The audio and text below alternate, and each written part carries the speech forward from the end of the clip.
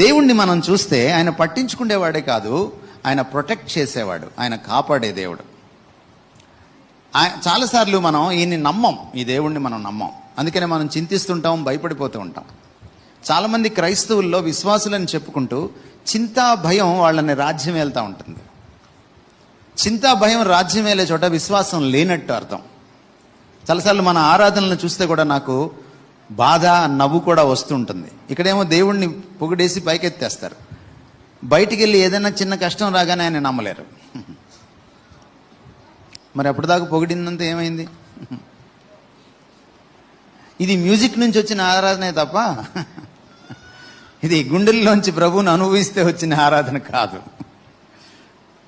అందుకని కాస్త మ్యూజిక్ తగ్గించుకొని దేవుడికి దగ్గరై ఆయన్ని తిలకించి ఆయన ముగ్ధ మనోహర రూపాన్ని చూసి ఆ ప్రేరణతో, ఆ ఫ్యాసినేషన్తో ఆయన్ని వర్షిప్ చేసినప్పుడు ఆయన మనం మెట్లు దిగి వెళ్ళిపోయిన తర్వాత కూడా మర్చిపోలేం. ఈయన గురించి రాయబడిన మాట ఏమిటంటే, కునుకడు నిద్రపోడు, మిమ్మల్ని ఈయన అనునిత్యం కంటికి రెప్పలాగా కాపాడుకుంటాడు.